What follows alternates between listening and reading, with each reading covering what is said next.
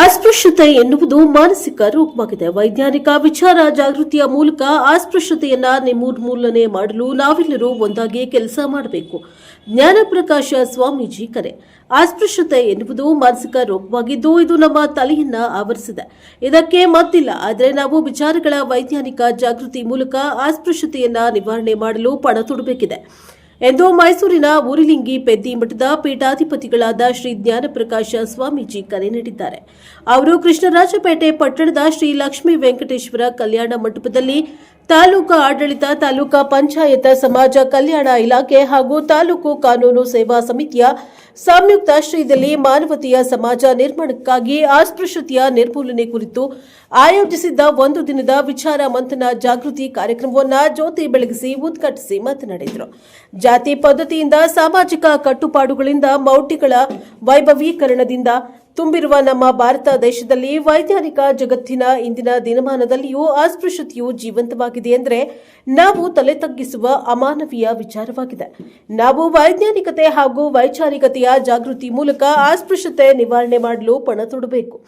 ಸರ್ವಜನಾಂಗದ ಶಾಂತಿಯ ತೋಟದ ನಿರ್ಮಾಣ ಇಂದಿನ ಅಗತ್ಯವಾಗಿದ್ದು ಸಂವಿಧಾನದ ಆಶಯವೂ ಕೂಡ ಇದೇ ಆಗಿದೆ. ಏನಾದರೂ ಆಗೋ, ನೀ ಮೊದಲು ಮಾನವನಾಗು. ಮಾನವ ಧರ್ಮಕ್ಕಿಂತ ಮಿಗಿಲಾದ ಧರ್ಮ ವಿಶ್ವದಲ್ಲಿಯೇ ಯಾವುದೂ ಇಲ್ಲ ಎಂಬ ಸತ್ಯ ಸಂದೇಶವು ಮೊಳಗಬೇಕಾಗಿದೆ.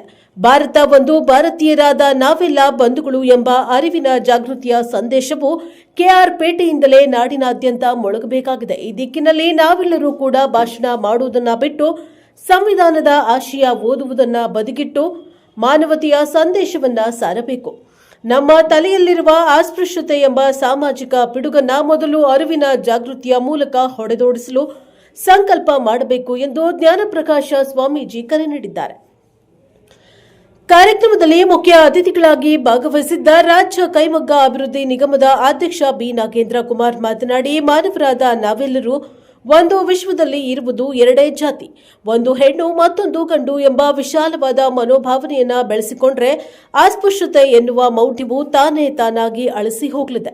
ಈ ದಿಕ್ಕಿನಲ್ಲಿ ನಾವೆಲ್ಲರೂ ಒಂದಾಗಿ ಜಾತಿ, ಮತ, ಪಂಥಗಳಿಂದ ಕೂಡಿರುವ ಸಮಾಜವನ್ನ ನಿರ್ಮಾಣ ಮಾಡಲು ಒಂದಾಗಿ ಹೆಜ್ಜೆ ಇಡಬೇಕಾಗಿದೆ ಎಂದು ಕರೆ ನೀಡಿದ್ದಾರೆ. ಶಾಸಕ ಎಚ್.ಡಿ. ಮಂಜು ಕಾರ್ಯಕ್ರಮದ ಅಧ್ಯಕ್ಷತೆ ವಹಿಸಿ ಮಾತನಾಡಿ, ಜಾಗತಿಕ ಜಗತ್ತಿನ ಸ್ಪರ್ಧಾ ಪ್ರಪಂಚದ ಇಂದಿನ ದಿನಮಾನದಲ್ಲಿಯೂ ಅಸ್ಪೃಶ್ಯತೆ ಎನ್ನುವುದು ಜೀವಂತವಾಗಿದೆ ಎಂದರೆ ನಾವೆಲ್ಲರೂ ಕೂಡ ತಲೆ ತಗ್ಗಿಸಬೇಕಾದ ವಿಚಾರವಾಗಿದ್ದು, ಅಸ್ಪೃಶ್ಯತೆಯನ್ನ ಹೊಡೆದೋಡಿಸಲು ನಾವೆಲ್ಲರೂ ವೈಜ್ಞಾನಿಕ ಮನೋಭಾವನೆಯನ್ನ ಬೆಳೆಸಿಕೊಂಡು ಸಮಾಜದಲ್ಲಿ ಪರಸ್ಪರ ಪ್ರೀತಿ ವಿಶ್ವಾಸಗಳಿಂದ ನಾವೆಲ್ಲರೂ ಒಂದು, ನಾವು ಅಣ್ಣ ತಮ್ಮಂದಿರು ಎಂಬ ವಿಶಾಲವಾದ ಮನೋಭಾವನೆಯನ್ನ ಬೆಳೆಸಿಕೊಂಡಾಗ ಮಾತ್ರ ಬುದ್ಧ, ಬಸವ, ಅಂಬೇಡ್ಕರ್ ಅವರ ಕನಸಿನ ಸಮಾಜವನ್ನ ನಿರ್ಮಾಣ ಮಾಡಲು ಸಾಧ್ಯವಿದೆ ಎಂದು ಶಾಸಕ ಮಂಜು ಹೇಳಿದ್ದಾರೆ. ಕಾರ್ಯಕ್ರಮದಲ್ಲಿ ಕುವೆಂಪು ವಿಶ್ವವಿದ್ಯಾಲಯದ ಸಹಾಯಕ ಪ್ರಾಧ್ಯಾಪಕ ಡಾಕ್ಟರ್ ಎಸ್.ಕೆ. ಮಂಜುನಾಥ್, ಉಪತಹಶೀಲ್ದಾರ್ ಜಗದೀಶ್, ತಾಲೂಕಾ ಪಂಚಾಯಿತಿ ಕಾರ್ಯನಿರ್ವಾಹಕ ಅಧಿಕಾರಿ ಸುಷ್ಮಾ, ಟಿಎಪಿಸಿಎಂಎಸ್ ಅಧ್ಯಕ್ಷ ಟಿ. ಬಲದೇವ, ಸಮಾಜ ಕಲ್ಯಾಣ ಇಲಾಖೆಯ ಸಹಾಯಕ ನಿರ್ದೇಶಕ ಎಸ್. ದಿವಾಕರ್, ಶಿಕ್ಷಣ ಸಂಯೋಜಕರಾದ ಮೋದೂರು ಸುರೇಶ್, ಚಿಂತಕರು ಹಾಗೂ ಅಂಬೇಡ್ಕರ್ ವಾದಿಗಳಾದ doctor Krishnamurthy Chamaram, doctor Maruti TR, Mandya zilla panchayat ಮಾಜಿ ಅಧ್ಯಕ್ಷ ಆರ್.ಕೆ. ಕುಮಾರ್, ಆರಕ್ಷಕ ನಿರೀಕ್ಷಕಿ ಸುಮಾರಾಣಿ, ಛಲವಾದಿ ಮಹಾಸಭಾ ಮಂಡ್ಯ ಜಿಲ್ಲಾಧ್ಯಕ್ಷ ಮಾಂಬಳ್ಳಿ ಜಯರಾಮ್, ಪುರಸಭೆ ಹಿರಿಯ ಸದಸ್ಯ ಡಿ. ಪ್ರೇಮ್ ಕುಮಾರ್, ಎಪಿಎಂಸಿ ಮಾಜಿ ಅಧ್ಯಕ್ಷ ಸೋಮಸುಂದರ್ ಸೇರಿದಂತೆ ಮುಜರಾಯಿ ದೇವಾಲಯಗಳ ಅರ್ಚಕರು, ಆಶಾ ಮತ್ತು ಅಂಗನವಾಡಿ ಕಾರ್ಯಕರ್ತರು, ಶಾಲಾ ಕಾಲೇಜುಗಳ ವಿದ್ಯಾರ್ಥಿಗಳು ನೂರಾರು ಸಂಖ್ಯೆಯಲ್ಲಿ ಭಾಗವಹಿಸಿದ್ರು. Bureau report doctor KR Neelakantha, Praja Power TV, Krishnarajapete. Taluk ಆಡಳಿತ, ತಾಲೂಕು ಪಂಚಾಯಿತಿ, ಸಮಾಜ ಕಲ್ಯಾಣ ಮತ್ತು ಕಾನೂನು ಸೇವಾ ಸಮಿತಿಯವರು ಅಸ್ಪೃಶ್ಯತೆ ನಿರ್ಮೂಲನೆ ಮಾಡತಕ್ಕಂಥ ವಿಚಾರ ಕಾರ್ಯಕ್ರಮವನ್ನು ಇಟ್ಕೊಂಡಿದ್ದಾರೆ.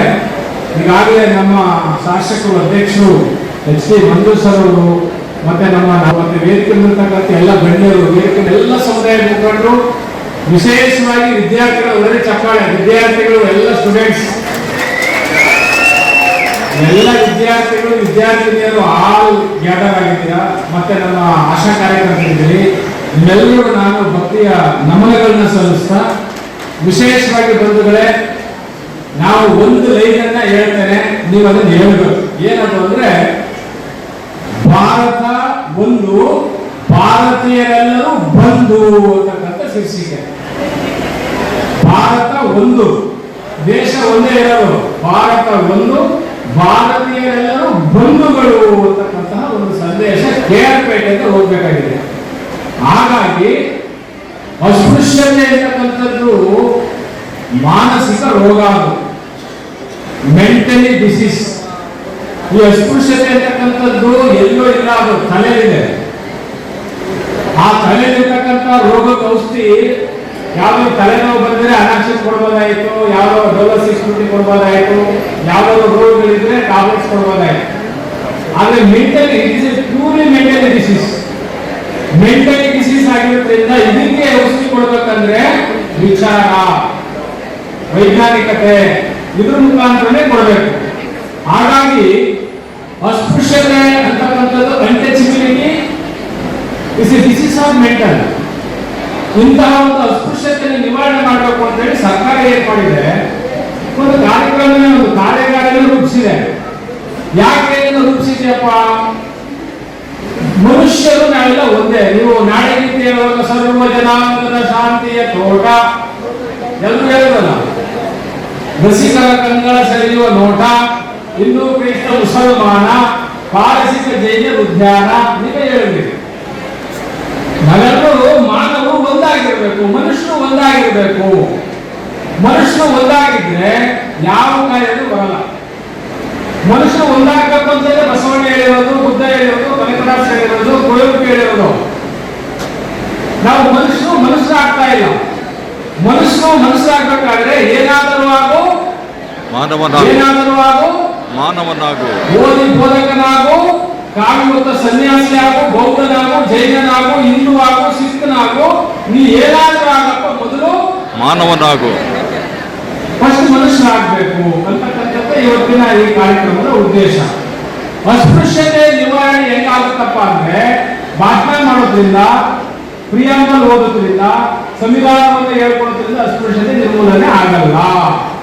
ಅಸ್ಪೃಶ್ಯತೆ ನಿರ್ಮೂಲನೆ ಆಗಬೇಕು. ಹೆಂಗಾಗಬೇಕು ಅಂದ್ರೆ ನಿಮ್ಮ ಮನೆಯಿಂದಲೇ ಸ್ಟಾರ್ಟ್ ಮಾಡಬೇಕು. ನಮ್ಮ ಮನೆಯಿಂದಲೇ ಸ್ಟಾರ್ಟ್ ಮಾಡಬೇಕು.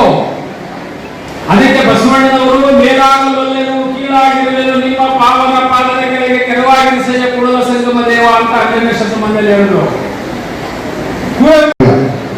ಆದರೆ ತಾಲೂಕು ನಮ್ಮ ಸುಧಾಕರ್ ಅವರು ಸಹ ಹೇಳ್ತಾ ಇದ್ದಾರೆ, ಉತ್ತಮವಾಗಿ ತಮ್ಮ ಇಲಾಖೆ ಕೆಲಸ ಮಾಡ್ತಾ ಇದ್ದಾರೆ. ಆದರೆ ಒಬ್ಬ ತಾಲೂಕು ನನ್ನನ್ನು ನಾವು ಸ್ವಲ್ಪ ತಮ್ಮ ಶಾಸಕರ ಒಂದು ಬಿಡುವಿನ ವೇಳೆಯಲ್ಲಿ ಒಂದು ಅರ್ಧ ದಿವಸ ನಮಗೆ ಟೈಮ್ ಕೊಡಿ ಅನ್ನೋದು ನಮ್ಮ ಜೊತೆ ಮಾತುಕತೆ ಆಡಿ ವಿಚಾರವನ್ನು ಪ್ರಸ್ತಾಪ ಮಾಡಿ ಒಂದು ಕಾರ್ಯಕ್ರಮವನ್ನು ಆಯೋಜನೆ ಮಾಡಿದ್ರೆ, ಬೇರೆ ಯಾವುದೋ ಕಾರ್ಯಕ್ರಮ ಹಾಕೋದಕ್ಕೆ ಒಂದು ದಿವಸ ಒಂದು ದಿವಸ ಹೆಚ್ಚು ಕಮ್ಮಿ ದಿನಾಂಕವನ್ನು ಕೊಟ್ಟು ಕಾರ್ಯಕ್ರಮ ಮಾಡಿದ್ರೆ ತುಂಬ ನಾವು ಸಹ ಇನ್ ಟೈಮ್ ಬರ್ಬೋದು, ಜೊತೆಗೆ ಕಾರ್ಯಕ್ರಮದಲ್ಲಿ ನಾವು ಸಹ ತೊಡಗಿಸ್ಕೋಬಹುದು. ಹಾಗಾಗಿ ಮುಂದಿನ ಕಾರ್ಯಕ್ರಮಗಳನ್ನ ಇವತ್ತು ತಾಲೂಕು ಆಡಳಿತ ಇವತ್ತು ಇಂಥ ಕಾರ್ಯಕ್ರಮಗಳು ಮಾಡೋ ಸಂದರ್ಭದಲ್ಲಿ ನಮ್ಮನ್ನು ಸಹ ಭೇಟಿ ಮಾಡಿ ಸ್ವಲ್ಪ ಒಂದು ದಿವಸ ಒಂದೇ ಆಯ್ತು, ಹಿಂದೆ ಮುಂದೆ ಏನು ನಾಗೇನಾಗಲ್ಲ, ಒಂದು ದಿವಸ ಹಿಂದೆ ಆಗ್ಬೋದು, ಒಂದು ದಿವಸ ಮುಂದೆ ಆಗ್ಬೋದು. ನಿಮ್ಗೂ ಏನಿದ್ರು ಮ್ಯಾಂಡೇಟ್ ಇಲ್ಲ, ಇಂಥ ದಿವಸನೇ ಮಾಡಬೇಕು ಅಂತ ಒಂದು ಕಾರ್ಯಕ್ರಮ ಮ್ಯಾಂಡೇಟ್ ಇರಲ್ಲ. ಹಾಗಾಗಿ ನಮ್ಮ ಬಿಡುಗಡೆ ವೇಳೆಯನ್ನು ಸಹ ನೀವು ಹತ್ಕೊಂಡು ಮಾಡ್ಕೊಳ್ಳಿ ಅನ್ನೋ ಒಂದು ಸಲಹೆ ಹೇಳ್ತೀನಿ. ನಿನ್ನೆ ಬಂದು ನಮಗೆ ಇನ್ವಿಟೇಷನ್ ಕೊಟ್ಟರು ನಮ್ಮ ಸುಧಾಕರ್. ನಾಳೆ ಕಾರ್ಯಕ್ರಮ ಇದೆ, ತಮ್ಮದೇ ಅಧ್ಯಕ್ಷತೆ, ನ್ಯಾಯಾಧೀಶರುಗಳು ಎಲ್ಲರೂ ಸಹ ಬರ್ತಾರೆ. ಆ ಕಾರ್ಯಕ್ರಮಕ್ಕೆ ನಾವು ಬಂದು ಉದ್ಘಾಟನೆ ಮಾಡಿಕೊಡಿ ಹೋಗಿ ಅಂತ ಮಾತ್ರ ಹೇಳಿದ್ರು ಸರ್. ನಾನು ಅದನ್ನು ಹೇಳಿದೆ, ನೀವು ಏಕಾಏಕಿ ಹಾಕೊಂಡ್ಬಿಟ್ರೆ ಹೆಂಗಪ್ಪ ಅಂತ. ಇಲ್ಲ ತಮ್ಗೆ ಗೊತ್ತಿಲ್ಲ, ನಾನು ಹಾಕೊಂಡ್ಬಿಟ್ಟಿದ್ದೀನಿ, ನೆಕ್ಸ್ಟ್ ಸರಿ ಮಾಡ್ಕೊಂಡು ಮಾತು ಹೇಳಿದೆ. ಇದೊಂದು ಉತ್ತಮವಾದ ಕಾರ್ಯಕ್ರಮ.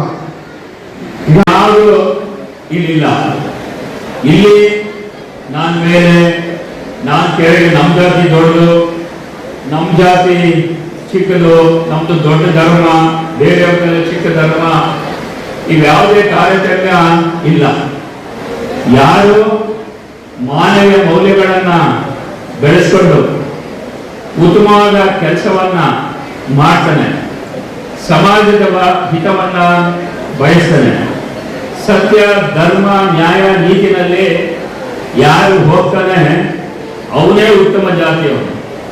ಅದು ಬಿಟ್ರೆ ಯಾರು ಸಮಾಜ ದ್ರೋಹ ಕೆಲಸ ಮಾಡ್ತಾರೆ ಮತ್ತು ಜಾತಿಯ ಭಾವನೆಗಳನ್ನ ಬಿತ್ತುತ್ತಾರೆ, ಒಂದು ದೇಶವನ್ನು ಅಭಿವೃದ್ಧಿ ಪದದಲ್ಲಿ ಕೊಂಡೊಯ್ಯಲಿಕ್ಕೆ ಮಾರಕವಾಗ್ತಾರೆ, ಅವರೇ ಕೀಳ್ ಜಾತಿಯವರು.